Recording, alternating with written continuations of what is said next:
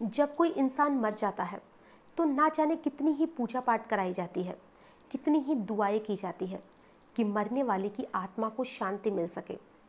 लेकिन कैसा हो, जिसके लिए इतनी दुआ की जा रही है, जिसकी कब्र पर फूल चढ़ाए जा रहे हैं, वो इंसान तो उस कब्र में है ही नहीं। क्या बीती होगी उसके घर वालों पे जब उन्हें ये पता चला होगा कि जिसके लिए हम यहाँ पर आए हैं, जिसके लिए फूल चढ़ा रहे हैं, जिसके लिए दुआ कर रहे हैं, उसे तो कोई निकाल कर खा चुका है। यानी कि इंसान ही इंसान को निकाल कर खा चुका है।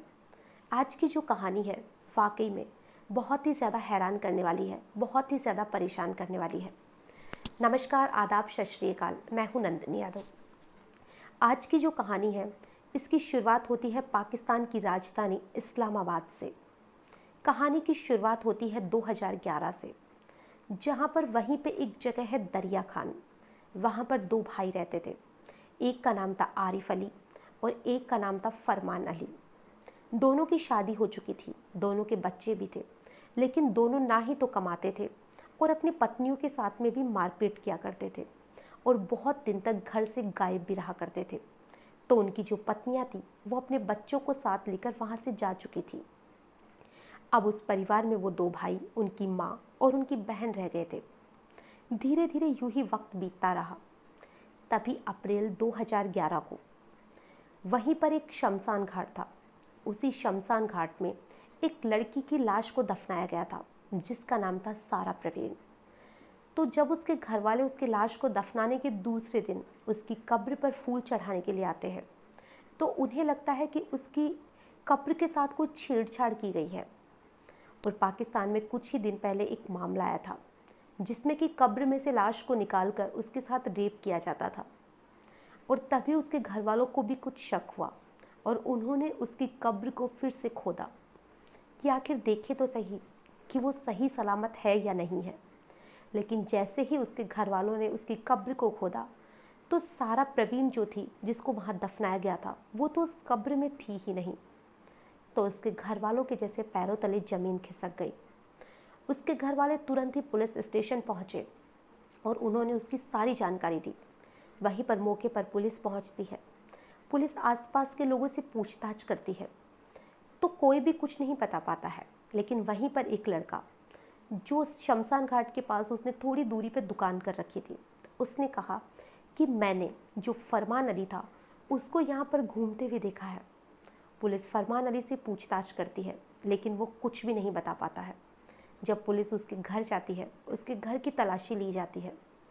जहाँ पर एक कमरे के ताला लगा हुआ था उस कमरे को खुलवाया जाता है। बाकी में तो किसी को कुछ भी नहीं मिला। लेकिन जैसे ही उस कमरे को खुलाया जाता है, पुलिस वालों के भी जैसे होश उड़ जाते हैं। वहीं पर एक बड़ा सा पतीला पड़ा था और उस पतीले में कुछ पकाया गया था। वहीं पर एक चारपाई के नीचे एक बोरी पड़ी हुई थी। जब उस बोरी को खुलवाया जाता है तो उसमें सारा प्रवीण की लाश थी, जिसमें कि उसका एक पैर कटा हुआ था, यानी कि था ही नहीं, जिसको उन दोनों भाइयों ने रात को पकाकर खा लिया था। जब उसके बारे में पूछा जाता है तो दोनों भाई इस चीज़ को कबूल कर लेते हैं कि उन्होंने इसके एक पैर को पकाकर रात को खा लिया। बाकी का जो थोड़ा बहुत बचा हुआ है वो उस पतीले में था, जिसको जांच के लिए मुल्तान भेज दिया जाता है। अब पुलिस दोनों भाइयों को पकड़कर थाने ले आती है, जहाँ पर उनसे पूछताछ की जाती है। जहाँ पर जब उनसे सख्ती से पूछा जाता है तो दोनों भाई कहते हैं कि अब तक उन्होंने लगभग 100 लोगों की लाश को ऐसे ही निकाल कर पका कर खा लिया। जो वाकई में बहुत ही ज़्यादा हैरान करने वाली बात थी कि कोई भी इंसान ऐसी घिनौनी हरकत कर भी कैसे सकता है।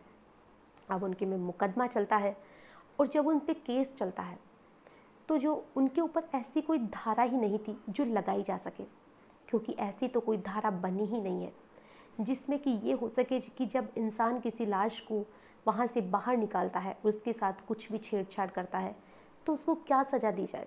लेकिन फिर भी उनको 2 साल की सज़ा दी जाती है। और 2 साल के बाद में, यानी कि 2015 को, वो दोनों भाई वहाँ से बाहर निकल आते हैं। जैसे ही वो अपने घर आते हैं, जो उनके अड़ोसी पड़ोसी थे वो उनको घर रहने नहीं देते हैं। तो जब उनका विरोध करते हैं तो पुलिस उनको दूसरी जगह रहने के लिए भेज देती है कि तुम यहाँ से छोड़कर कहीं दूर चले जाओ। दोनों भाइयों का 1 साल तक कुछ भी पता नहीं चलता है और दोनों भाई ऐसे ही कहीं रहते रहते हैं। तभी पुलिस के पास एक दिन एक फ़ोन आता है कि वहीं पर किसी के मकान से बहुत ही ज़्यादा बदबू आ रही है। जब पुलिस वहाँ पर पहुँचती है तो वहाँ पर देखती है वहीं पर फिर एक कमरे में ताला लगा हुआ था और वहाँ पर वो दोनों भाई ही थे जिनको पुलिस वाले पहचानते भी थे, क्योंकि वो उनकी तो बहुत ज़्यादा अखबार में भी फ़ोटो छपी हुई थी, हर कोई उन्हें एक तरह से जानता ही था। तो वहाँ पर जब उनसे पुलिस पूछताछ करती है फिर वही लॉक वाला कमरा खुलाया जाता है और उसमें भी वही सीन था जो आज से 3 साल पहले था। वहाँ पर एक बच्चे की लाश थी जिसको भी वो लोग उनका उस बच्चे का सर अलग था, धड़ अलग था, जिसको वो लोग कुछ हद तक पका कर खा चुके थे, बाकी का शरीर यूं ही पड़ा हुआ था। जब आसपास के लोग देखते हैं तो वो भी बहुत ज़्यादा हैरान हो गए कि आखिर ये लोग कर क्या रहे हैं।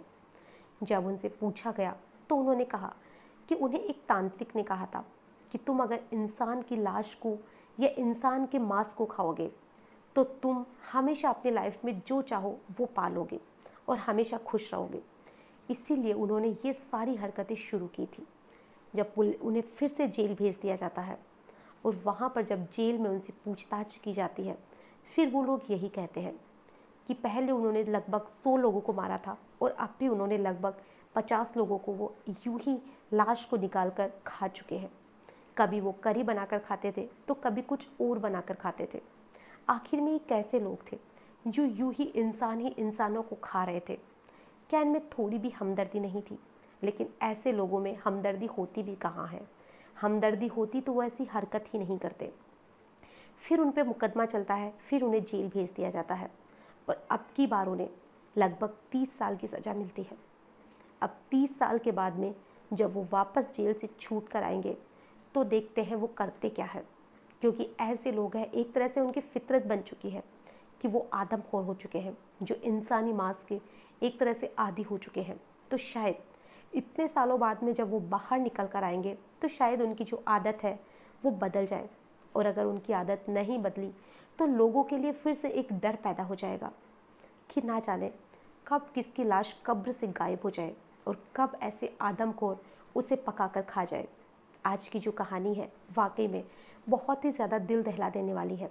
आज के लिए बस इतना ही, फिर मिलेंगे ऐसी ही किसी नई घटना के साथ। तब तक के लिए नमस्कार।